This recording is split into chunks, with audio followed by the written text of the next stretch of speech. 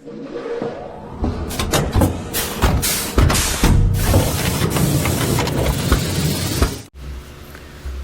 guys, we're the Byteboard group, and let me introduce you to our group members. Yole Mark, Barshal John Bolter, and Escandor Francis Carlo.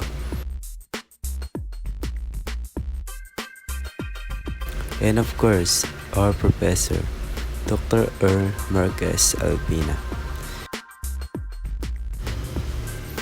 And in this video, we will be presenting Arduino Project 12.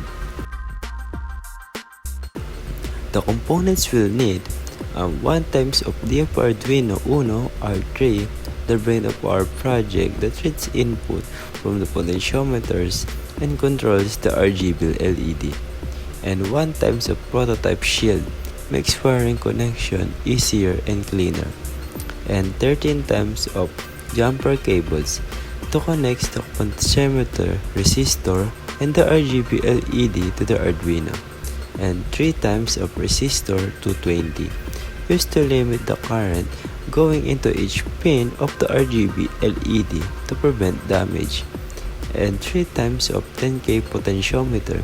Each one adjusts the brightness level of red, green, and blue individually.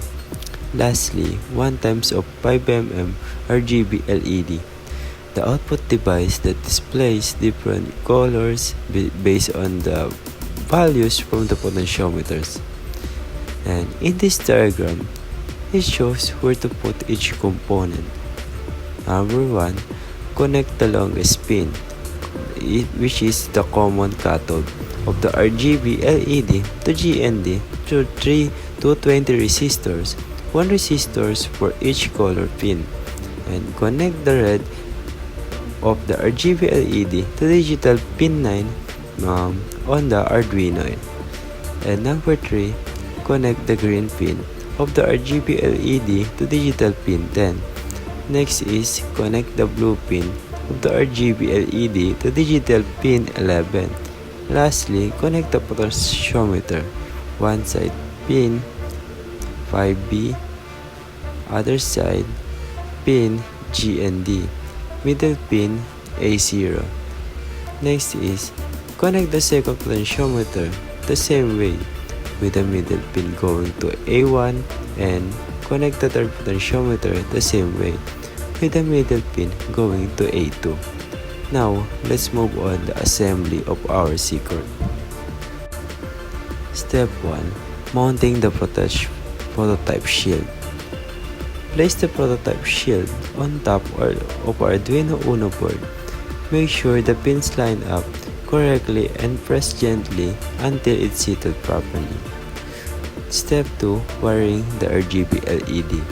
Insert the RGB LED into the one shield. Connect each color pin RGB to digital pin 9, 10, and 11. With the 220 resistor in between, connect the common cathode to GND. Step 3. Wiring to potentiometers. For each potentiometers, connect one side pin to 5B, the other side pin to GND, and the middle pin to its corresponding analog input A0, A1, and A2. Step 4. Connect to the laptop. Use the USB cable to connect your Arduino Uno to your laptop. This provides power and allows you to upload the code through the Arduino IDE.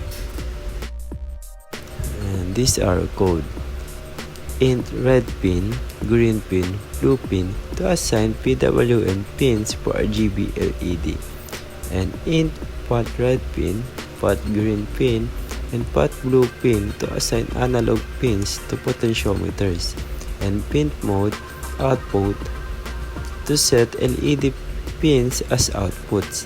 Then serial begin to enable serial monitor to display values, and analog read and A0, and A1, and A2 to read potentiometer position, and map 0, 1033, 0, and 255 converts potentiometer's values to LED brightness levels, and color RGB, that red, green, and blue, function that writes PWM signals to each LED pin, and analog write, color, and value controls brightness of each LED color,